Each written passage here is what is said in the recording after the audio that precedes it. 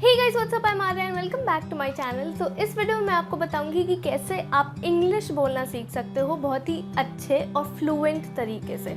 तो अगर आपको if you know reasonably good English and अगर आप कॉन्वर्सेशंस करना चाहते हो इंग्लिश में, या you just want your English to be more fluent, this is the video for you because I am going to tell you some tips and some steps जिसके मदद से आप इंग्लिश इम्प्रूव कर सकते हो अपना। एंड या a little disclaimer that I am not saying कि मेरी इंग्लिश बहुत अच्छी है या आप मुझे ही फॉलो करो या कुछ, मैं ये बिल्कुल नहीं कह रही हूँ। But I know the tips that I am going to give you in this video will help you a lot, and it does work like magic because it has for me. If you follow these steps आप अच्छी English बोल पाओगे। So yeah, now without any further ado, let's get in the video.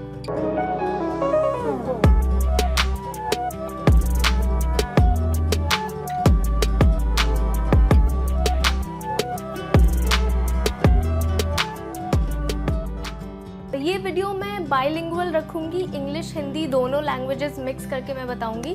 Because इसके पहले भी मैंने एक video बनाई थी कि आप कैसे इंग्लिश अच्छे से बोल सकते हो, फ्लुएंटली बोल सकते हो, बट वो वीडियो मैंने पूरी इंग्लिश में ही बनाई थी। तो आई कैन अंडरस्टैंड कि कुछ लोगों को प्रॉब्लम हुई होगी उसमें। So this video I am going to keep bilingual, इसमें दोनों लैंग्वेजेस रहेंगी। तो I hope this will be more useful to you. या now let's get to the points. So my first point is very very simple, बहुत ही basic and simple सा point है जिससे आप अपनी इंग्लिश इम्प्रूव कर सकते हो। तो बहुत लोग कहते हैं ना कि आप इंग्लिश मूवीज़ देखो या आप इंग्लिश बुक्स पढ़ो, मैगजीन्स पढ़ो इंग्लिश वाले, and anything else, but the most important point here is that you have to enjoy the process.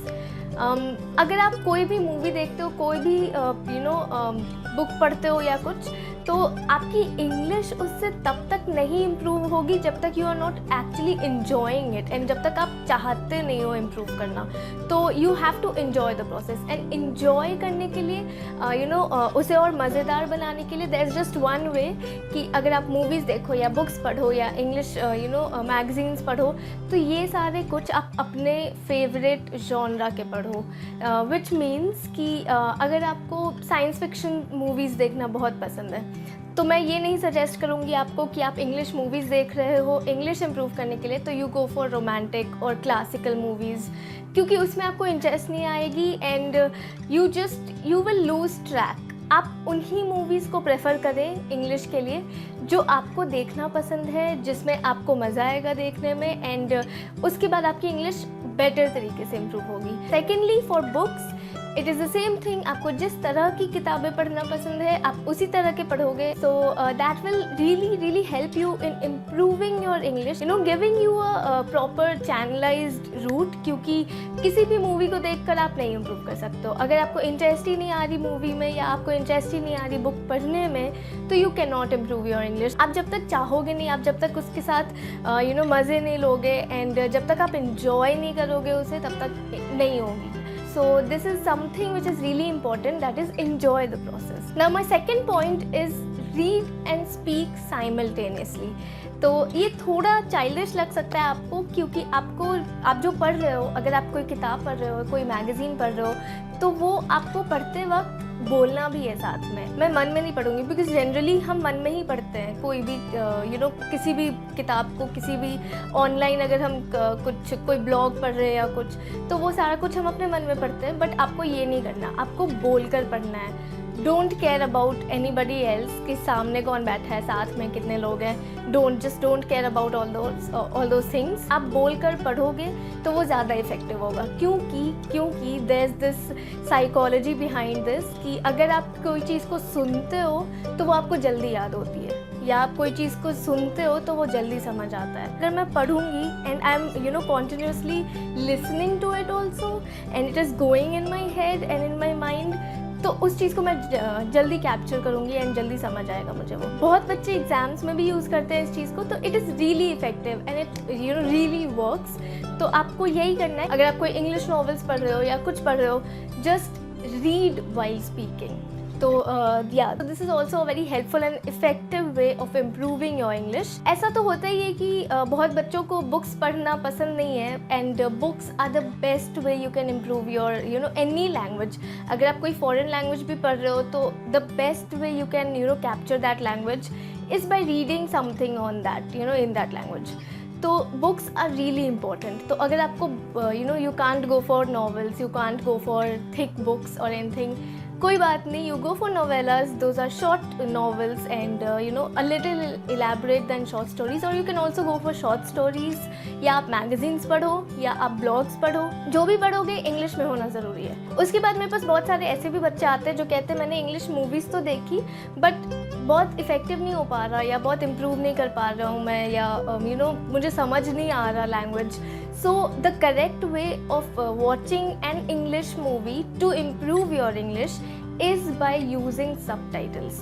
तो अगर आपको इंग्लिश इम्प्रूव करना है एंड आप उस पर्पस से कोई मूवी देख रहे हो, कोई इंग्लिश या डॉक्यूमेंट्री देख रहे हो, तो मेक श्योर कि आपने उसका सबटाइटल्स ऑन कर रखा है। सबटाइटल्स बहुत हेल्पफुल होते हैं because you are watching it, you are listening to it and simultaneously you are reading the subtitles. अगर कोई डायलॉग है या if the protagonist is saying something, you are simultaneously reading it.